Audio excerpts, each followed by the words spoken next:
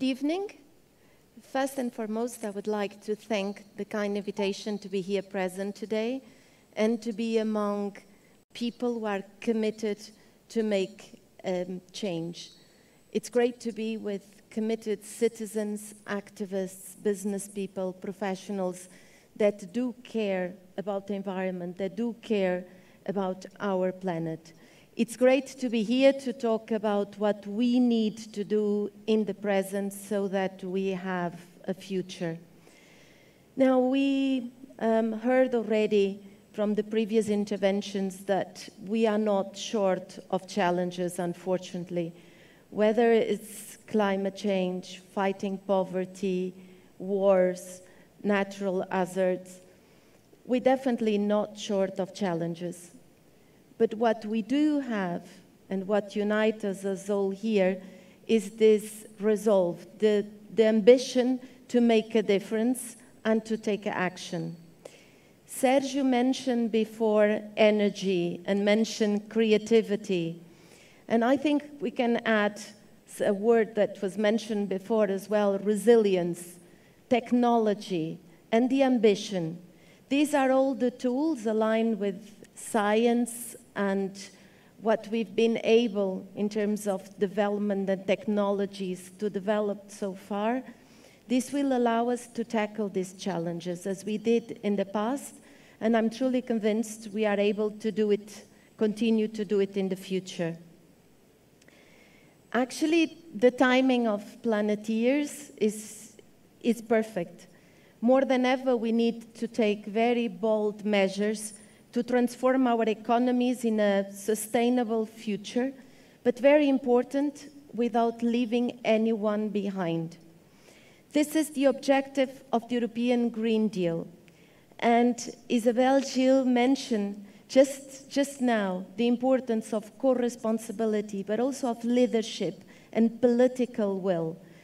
And the European Union has shown this leadership and the political will, not only on proposing the Green Deal, but also on adopting measures to implement it. Now, the objective is, of course, to reduce at least by 55% the emissions by 2030, compared to 1990. Now, Professor Gunter mentioned that this is too small, too late. But it's already difficult to embark with all the partners around the globe and to really push for this. Many complain this is not realistic because it's too ambitious. I hear you, I heard you, and I tend to agree with you. It's too little, too late. But we have to do it, and we have to start it somewhere. And there is a clearly resolve to implement and to work on it. Sérgio mentioned before as well urgency. Sometimes it happens in times of urgency and of emergency that we move faster. And last Friday, just 3 days ago, the European leaders took major steps to deal with the energy crisis. They took measures that would help all Europeans face the winter with more confidence. But crucially, measures that will accelerate our energy independence and our transition from fossil fuels to clean energy. Therefore, action that help us reach the goals of the Paris Agreement and the climate neutrality by 2050. Let me focus on 2 concrete decisions here that are relevant for what we are discussing today. First, that Europe will have an energy platform that will carry out joint purchase of gas, starting with the refilling of gas storage facilities. This is a game changer. It is applying to energy the lessons learned after the great benefits of our joint purchase of vaccines. It will give market power to Europe and prevent unhealthy competition among EU member states. It's a major step towards a true energy union. We need a true single market for energy to accelerate the use of clean energy. Today it is gas, it's true, but tomorrow will be used for green hydrogen and other clean sources. Second, another decision that came out last Friday, is that France, Spain, and Portugal agreed the urgent development of a pipeline to link Iberia to the rest of Europe. This pipeline will be used in the short term for gas, but its main goal is to ensure the flow of green hydrogen to all of Europe.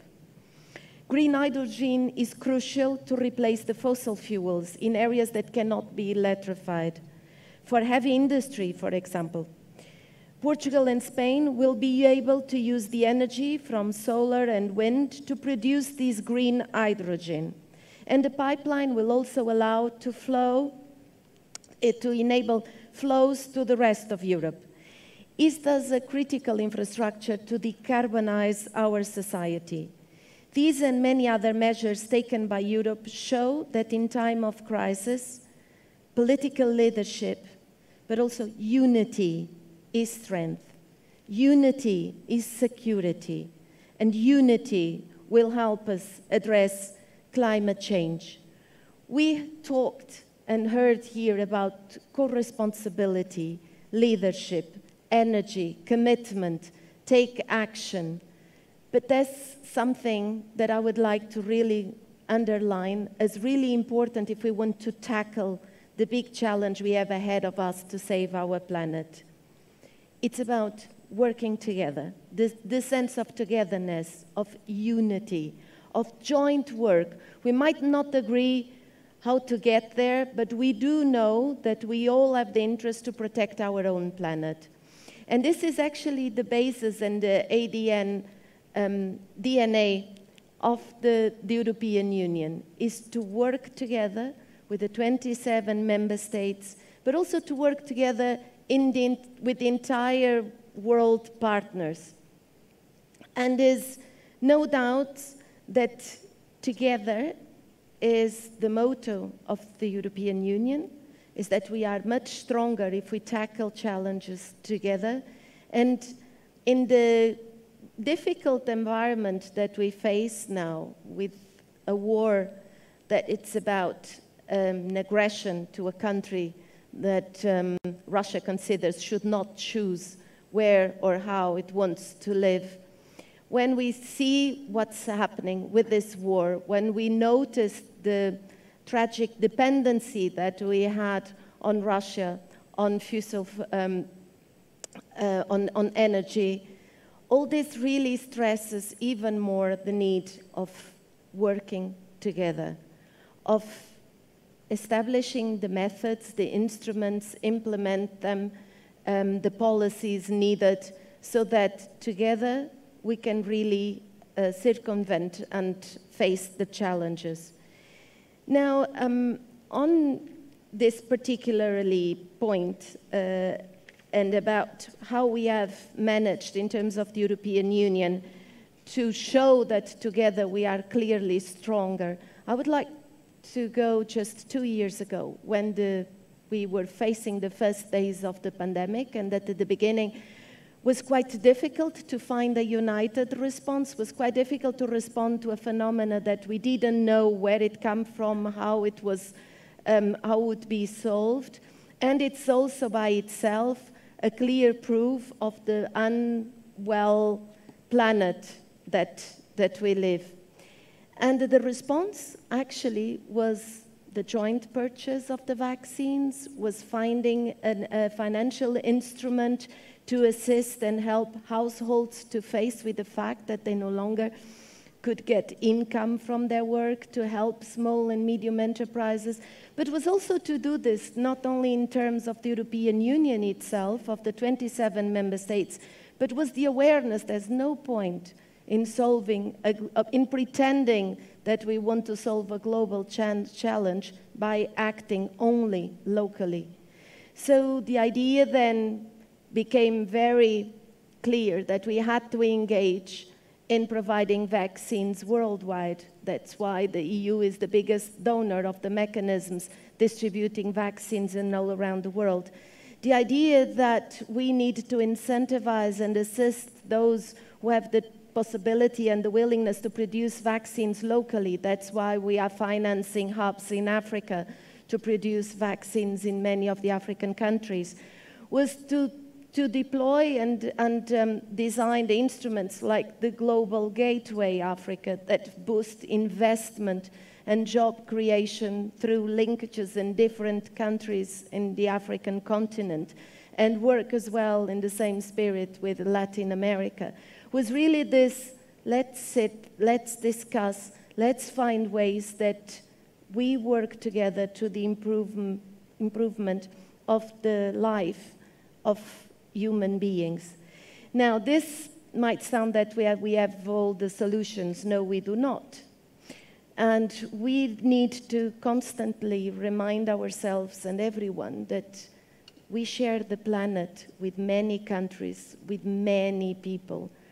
We have the co-responsibility to do the best we can to save it, but we need to be open to dialogue. We need to engage. We need the voice, the opinion, the knowledge, and the contribution of every single human being.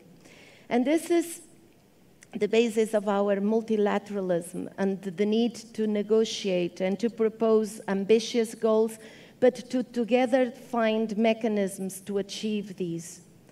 So adding to the words that were mentioned here, from the resilience to the energy, to the willingness and stubbornness to win this challenge, I will add really unity and the need to work together. I would like to end with a special word for the young people. We heard before Professor Gunter made the reference of the need for talent.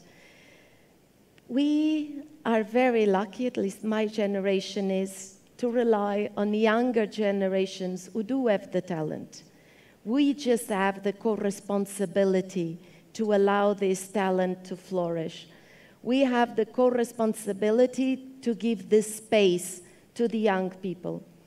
And this is something that it's important to reiterate and to invite the young generation to seize the space, to participate in the discussions of the policies, to be heard, to make noise, to engage, whether through the political tools available, voting in the elections, engaging in the citizenship initiatives, through their work, their studies, participating in initiatives like this one, but really make your voice heard, because we need you today so that we all have a tomorrow. Thank you very much.